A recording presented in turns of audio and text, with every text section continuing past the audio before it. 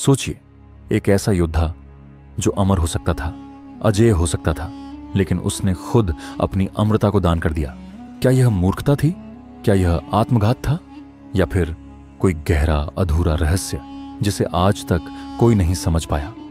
कर्ण, वह योद्धा जो सूर्यपुत्र था, परंतु जन्म से ही समाज के तिरस्कार का शिकार हुआ, जिसने हमेशा सम्मान के लिए युद्ध लड़ा, जिसने धर्म और अधर्म के जाल में फंसकर भी सच्चाई का साथ नहीं छोड़ा, लेकिन जिसने एक ऐसा दान किया जो आज तक पूरी मानवता के लिए एक रहस्य है। महाभारत के युद्ध से कुछ समय पहले, जब पांडवों और कौरवों के बीच की खाई और गहरी हो चुकी थी, देवताओं को एक भय सताने लगा। कर्ण, हाँ वही कर्ण जो अर्जुन से भी महान धनुर्धर माना जाने लगा था, जो सूर्यपुत्र था और जिसके पास थे 2 अमोघ अस्त्र, उसके शरीर पर जन्मजात कवच और कुंडल। यह कवच कुंडल उसे मां कुंती से सूर्यदेव के वरदान स्वरूप प्राप्त हुए थे। कहते हैं यह कवच ऐसा था कि उसे कोई अस्त्र, कोई शस्त्र छू तक नहीं सकता था, उसे कोई पराजित नहीं कर सकता था। लेकिन फिर भी वह कवच और कुंडल युद्ध से पहले कर्ण ने खुद दान कर दिए, वो भी अपने सबसे बड़े शत्रु के लिए। कहानी यहां से रहस्य में बदल जाती है। एक दिन भगवान इंद्र ने ब्राह्मण का रूप धारण किया और कर्ण के पास पहुंचे। उन्हें पता था कि कर्ण कभी किसी ब्राह्मण को खाली हाथ नहीं लौटाता, लेकिन क्या इंद्र को नहीं पता था कि कर्ण का कवच और कुंडल उसके जीवन की रक्षा करते हैं? हां, पता था। फिर भी उन्होंने मांगा और कर्ण मुस्कुराया और बिना एक पल की झिझक के अपने शरीर को चीरकर, रक्त बहाकर वह कवच और कुंडल दे दिए। यहां प्रश्न उठता है, क्या कर्ण को नहीं पता था कि वह किसे दे रहा है? क्या वह पहचान नहीं सका कि यह कोई साधारण ब्राह्मण नहीं, स्वयं देवताओं के राजा हैं?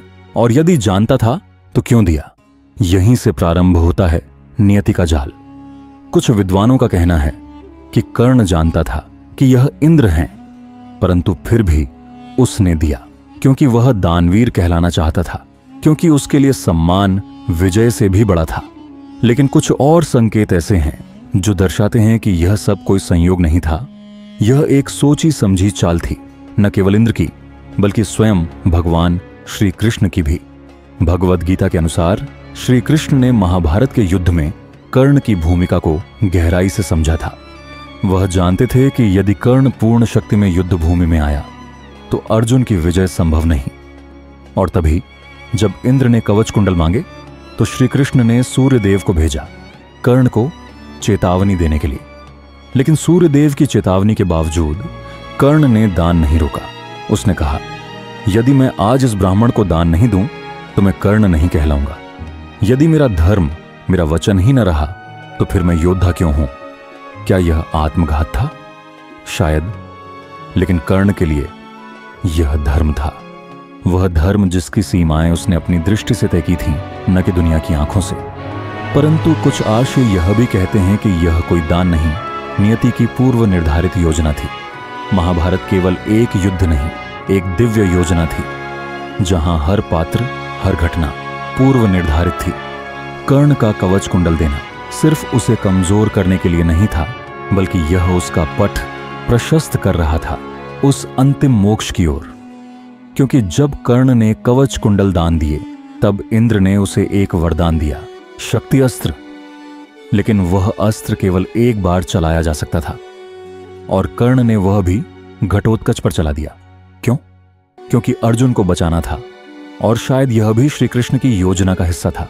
अब सोचिए, अगर कर्ण के पास कवच कुंडल होते, शक्ति अस्त्र भी होता और वह अर्जुन पर उसका प्रयोग करता, क्या अर्जुन जीवित रहता?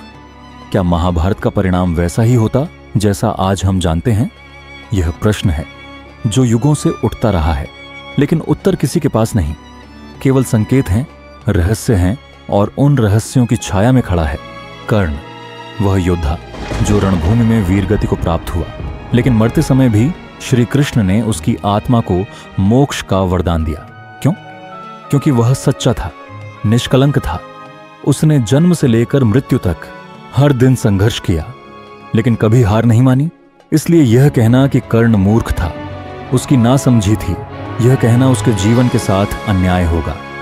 नहीं, यह उसकी नियति थी और शायद उस नियति में उसकी आत्मा की विजय छुपी थी।